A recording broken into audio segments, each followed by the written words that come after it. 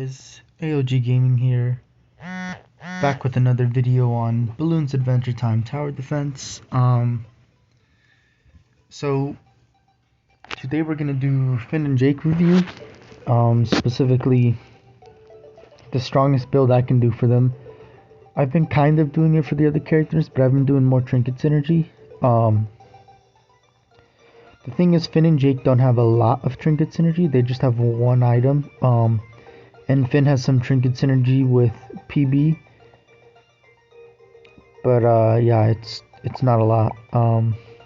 Most of their strength comes from them being single towers that can either be support or pure damage. Finn's are more damage, and well, the Jakes are more support. Regular Jake can do pretty good damage though with Devil Monster base. But yeah, we're probably gonna go more into depth on the Finns first. So yeah, let's get started. We'll go with regular Finn first. So I put the Thunder Sword on him because he is high enough level where 21% speed does matter. So he gets 21% speed, 3 damage, can pop lead, and every 5th attack gives lightning. So what, 21 plus 10, so 31% speed, which is awesome. Plus he gets his upgrade unlocked. Always better trinkets for each character. Should always put the trinket that unlocks upgrades, because maxing out upgrades on a character just makes them that much more powerful. Now we're at 51% speed with Bubblegum's hair. Insane trinket synergy right there. I guess it's just stat synergy between trinkets, but it is good to give Finn speed because he's not the fastest attacking character, and giving him this much speed just makes him able to deal with every balloon type. As far as speed is concerned, the Thunder Sword allows him to pop DDTs and leads, so that's good. And now he has range, extra range with Bubblegum's hair, so range and speed, good combination of stats. More DPS, and I guess can hit the balloons earlier, so the activation of the DPS lasts longer.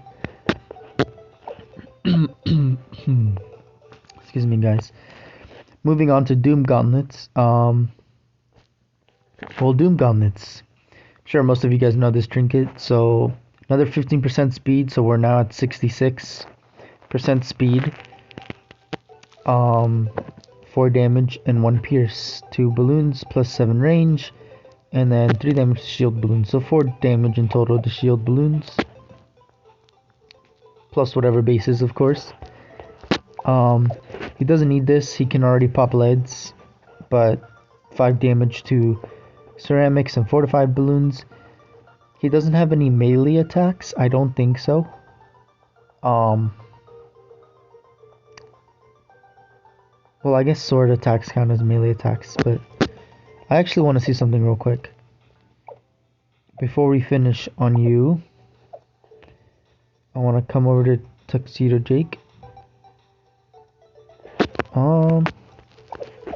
Guess I'll swap this. Now that's purely for support. Time Machine, super rare trinket. Basically it restarts you on the round that you lost and restores all your lives. I only use it on Jake because I use him more of a support character, so it's good. But you can put on any character. It's one of those support items that doesn't matter who you put it on, so long as you have it equipped on your team. And I think you have to place down the character, otherwise it doesn't work. But yeah, that's the only reason I have it on Jake, is because he supports, so I put him down early, and it just makes me not worry about it until it's activated, and then I have to worry that it's activated, because then I can't use it again. But it's just good because Jake is cheap, and usually I put him down early round, so he can get me through some serious situations where I'm testing some stuff out.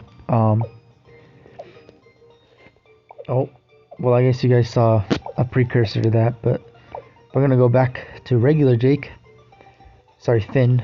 My words are all over the place again. Seriously, guys, I can't remember anything. It's worrying. I guess we'll go Google Mama meter. So Google Mama meter is universal. It doesn't have to be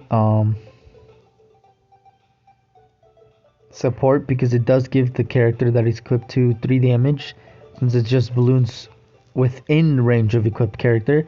So as long as they're within the range of this character, they will be taking another 3 extra damage. So it's just, really good support item, I would say, support trinket. You can equip it to all your characters, so I would collect 10 as soon as possible because they do stack. So anyway, 66% speed, 7 range, 4 damage. And now we have Crystal Gem Apple. This is only for Moab. You want some Moab damage on him because he can attack Moabs and stun them. And Crystal Gem Apple just allows him to do that to every type of Moab. And also just stop him. 30% chance for 10 seconds or until they've taken 400% damage. So pretty good. You guys can pause that if you want more clear sentences on that explanation or more in-depth explanation. Powerometer, melee attacks get 2 damage, range attacks get a range. This is the best on Jake and Dungeon Finn because they both have melee and range attacks, and they're pretty good melee and range attacks. It is good on some other characters. You can do some cool little synergy with their upgrades and stuff, but yeah. So his range attacks, I think, would be his stun and his flying kick upgrade, because it can only be equipped to the characters that have melee and range attacks, as I saw with who they can be equipped to. Powerometer, the super trinket. So pretty good. You don't have to use this loadout, but it just kind of maximizes, I believe, for just like the level that I have him at, his potential. And his trinket synergy with like another character would be Bubblegum's hair. All attacks cover balloons and sticky, slowing Bubblegum while in range of PB. Because I use PB as support, it just is good with this Finn. I'm probably not gonna have. Well, actually, I probably will keep the Google. No, I'll probably put it on a character with more range, just because I can include everyone within the range of that character, so they're all doing 3 damage. Just a good stack. Don't mind the allies. The allies can be whatever you want them to. You can equip them however you want, so it doesn't really matter. But yeah, so this is kind of like the best upgrades I have for him, or I guess trinket synergy build I have for him. Moving on to Dungeon Finn. So they kind of have the same trinket synergy with another character, which is Bubblegum's hair. Basically, they just get slowing effect, which is really good for Finn because he's not the fastest. You can make him fast. And also, he just has an arc attack, so he attacks really fast and hits a lot of balloons. It's really good. He's a sword character, so making him attack really fast. He has pretty good damage, so extra speed is never a problem, and same with his range. It's just really good. And the slowing attack just makes him technically attack that much faster. I do have all epic allies on him, which is really cool. I just like how aesthetically pleasing this loadout looks if I had all epics. Just all gold. So Dungeon Finn, Doom Gauntlets, 3 damage shield balloons, but mostly specific, we're interested in the speed. So that's 35% speed, plus 1 extra pierce, 7 range. Now we have, what is it? 15, so 55% speed here, and then 35 in total with Bubblegum's hair and the Doom Gauntlet trinkets. So 55 plus 35 is 190. 90% attack speed, so that's crazy. And that, I'm pretty sure that includes all of his attacks. So overall amazing. Finn's sword is okay. The only downside is that it only gives speed, so you do have to buff him. But because Dungeon Finn is a pretty good damage dealing character anyway, giving him that extra speed just increases his damage per second anyway. So he may not deal as much damage per second, but the amount of damage he does over time is more because he's attacking faster. And you can also create a duplicate, which is actually really powerful if you have him equipped really well. So yeah, 55 plus 20, 75 plus 15 is 80, 90. So 90% attack speed. Crazy. He has 13 extra range if you include the range on this eye flail, and then 4 pierce if you include the pierce of the doom gauntlets. So 4 pierce, 13 range, 90% attack speed. Crazy. He has his base damage still, so there's not a lot of damage other than 2 shield balloons. But I did give him melee attack damage, which is good. Because his range attacks already deal a ridiculous amount of damage. So 2 extra damage on melee attacks. That is technically base attack damage. Only for melee though. Range attacks get to 8 range, so 13 plus 8. Is that 20? So 21 range on his range attacks, because the range is included to all of his range attacks, and the powerometer gives specifically for range attacks. So, oh my god, that's crazy. He has a lot of range. Hopefully we'll see it translate when I do the gameplay for this character. Cosmic Gauntlets, 15% speed, so 105% speed on this character. Crazy. Also reduced activated ability cooldowns because his focused fire ability is really good. His here, let's check what it's called real quick. Inferno. So it's okay. It's better for DDTs if they're bunched around Finn, or there's a lot of balloons around Finn. But other than that, it's okay. I like the focused fire one better. 1, because it unlocks at level 5, so you can get it pretty early, and 2, because it's insanely good for dealing with bads and ZOMGs. Just insanely good. Gugu Mama meter, of course, again. Synergy with every character. It's not really synergy, but it compounds really easily. You don't have to have that on him though. That's more supportish.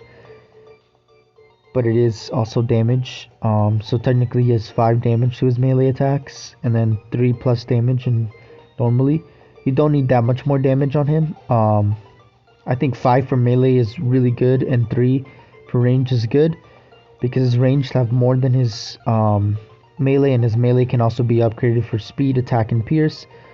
So his melee attacks are just good overall. Once you upgrade them, of course, and you get him. But yeah, Dungeon Finn is just a really good, cost-effective. I wouldn't say cost-effective unless you have discounts. He's pretty expensive for some of his upgrades. But he does do, like, once you get that upgrade, it's like he's doing so much damage, it doesn't really matter. But yeah, once you upgrade him a little bit, he starts doing a decent amount of damage and then a lot of damage. So you don't have to give him a lot of damage, but definitely speed, definitely range, because he's a melee character, so giving him range is very good. Some pierce. But yeah, so damage and speed and range are definitely going to be the top stats. Like for most characters, pierce is not really a big issue. I mean, it is later on for some characters, but pierce is meh. Ninja Kiwi has like destroyed pierce as a stat in this game and other games. Pierce is okay, but it's not that good.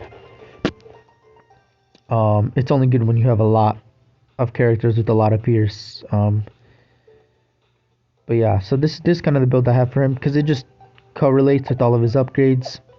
So if you're wondering, his range attacks are Battle Moon, Fire Crown, and Flame Slap, as well as Shield Throw, and it upgrades to 1 to 2 combo. So crazy that all of those range attacks are getting extra damage and extra range. So already insane. And then skilled swordsmanship increases the range, so he gets more range, he gets more pierce with attacks, he gets speed boost, and he gets damage. So as you can see, it kind of gives everything to him for stats for melee attacks. So you don't have to upgrade his melee attacks that much, but it's still pretty good to do so. So that's what I did. But yeah, that's crazy. Dungeon Finn is like one of the best overall round characters, especially for a melee character. He's just really good at everything, except for support. Support is the only thing he's really lacking in. So I guess giving him that Gugu Mama meter is okay. He does have a Trinket synergy with Jake. I will be discussing that in the next video. But yeah, that's kind of it. What I have for them. Finn is, whatever. He's mostly melee. His only range attacks are the right in the gloves. I believe flying kick as well. So stuns with damages mob class balloons. Those are his only range attacks. After that, he can get pierce, more pierce, range, and attack speed. He gets damaged with the Medallion of Brodrons, which is why I have it on him. Always good. Plus, it just gives him attack speed, so good. Bound by Board is amazing too, but I don't use it. But yeah, that'll be all for today. Thank you guys for watching. This is AOG Gaming. Like and subscribe for more content, and I'll have another video later today for Jake, and then I'll have gameplay again for this Bloons Adventure Time Tower Defense. Thank you guys for watching. Like and subscribe for more content.